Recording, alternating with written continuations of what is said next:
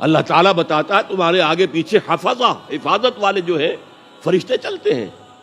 اور آپ نے کبھی دیکھا ہوگا کہ گاڑی کوئی سناٹے سے ایسی گزر گئی ہے آپ کے ساتھ سے کہ آپ محسوس کریں کسی نے آپ کو دھکا دے کر بچایا، کوئی غیر مرئی طاقت ہے، انویزیبل طاقت ہے جس نے آپ کو ہٹایا ہے اور گاڑی سے بچایا ہے۔ فرشتے ہیں، ہر جگہ ہے، ہر آن ہے۔ تو اس اعتبار سے غیب ہے، فرشتہ ہم نہیں دیکھ سکتے۔ حضور نے جبرائیل کو ان کی اصل شکل میں صرف 2 مرتبہ دیکھا ہے۔ ایک مرتبہ غار حرا سے اترتے ہوئے آپ نے دیکھا، آواز آئی یا محمد۔ یہ چوتھی وحی جو ہے اس سے پہلے واقعہ پیش آیا۔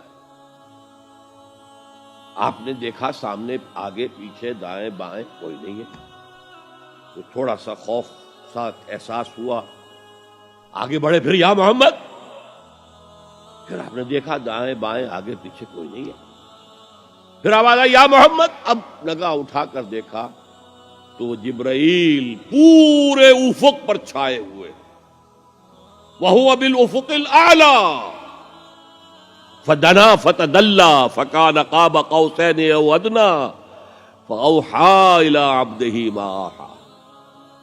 ایک اس موقع پر جبرائیل کو ان کی اصل ملکی شکل میں دیکھا ہے، اور ایک شب معراج میں دیکھا ہے ملکی شکل کے اندر۔ تو باقی تو ہر دفعہ حضرت جبرائیل یا تو وہی ہے تو اس میں جبریل فرشتہ نظر نہیں آ رہا، وہ تو روح الامین، روح محمدی پر نزول کر رہا ہے، نازل کر رہا ہے قرآن۔ ان آنکھوں کا اس میں کوئی دخل ہے ہی نہیں، ان کانوں کا اس میں کوئی دخل نہیں۔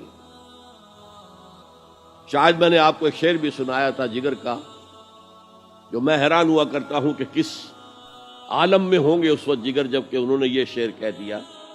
واقعہ یہ ہے کہ وہ بہت شراب پینے والے تھے، لیکن جب شراب سے توبہ کی ہے انہوں نے، تو پھر جو شاعری انہوں نے کی ہے وہ بڑی پاکیزہ شاعری، اسی میں ہے یہ شعر۔ نغمہ وہی ہے نغمہ کہ جس کو روح سنے اور روح سنائے، وہ نغمہ قرآن روح الامین نے سنایا، روح محمدی نے سنا صلی اللہ علیہ وسلم وعلیہ الصلوۃ والسلام۔ یہ نظم بڑی عجیب ہے۔ جہل خرد نے دن یہ دکھائے، جہل خرد انسان کے عقل کی جاہلیت، جدید فلسفے، جدید نظریہ۔ ویسے تو سمجھا ریشنلائزیشن ہے، ریشنلزم ہے، عقلیت ہے جہالت۔ جہل خرد نے دن یہ دکھائے، گھٹ گئے انسان بڑھ گئے سائے۔ اسی میں یہ شعر ہے، نغمہ وہی ہے نغمہ کہ جس کو روح سنے اور روح سنائے۔ بہرحال حضور نے جبرائیل کو اصلی شکل میں بھی دیکھا ہے، وہ غیب میں ہے یا نہیں ہے؟ شب معراج میں آپ نے کیا نہیں دیکھا؟ جہنم کو دیکھ لیا، جنت کی سیر کر لی۔ یہ غیب ہے ہمارے لیے۔ تو جو چیزیں ہمارے لیے غیب، میں اس سے پہلے ایک گفتگو میں کہہ چکا ہوں کہ اللہ کے لیے تو غیب کا سوال ہی نہیں۔ وہ جب کہتا ہے عالم الغیب والشہادہ، وہ ہمارے اعتبار سے کہتا ہے جو چیزیں تمہارے لیے غیب ہیں اللہ ان کا بھی جاننے والا ہے، اور جو تمہارے لیے جو موجود ہیں سامنے جنہیں تم دیکھ سکتے ہو، چاہے ان کو دیکھنے کے لیے تم نے ٹیلیسکوپ ایجاد کر لی ہے تو اس سے تمہاری آنکھ کی صلاحیت بڑھ گئی، اگر مائکروسکوپ ایجاد کر لی ہے تو اس سے بھی تمہاری آنکھ کی صلاحیت بڑھ گئی ایک اعتبار سے۔ بہرحال ہے یہ تمہارے اپنے حواس خمسہ۔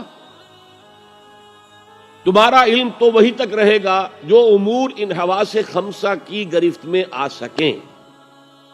ان سے جو ماورا ہیں، جس کو آپ کہتے ہیں ماوراء الطبعیات، فزیکل ورلڈ سے ماورا، جس کو میں نے اپنی گفتگو میں کہا تھا عالم امر، ایک عالم خلق ہے۔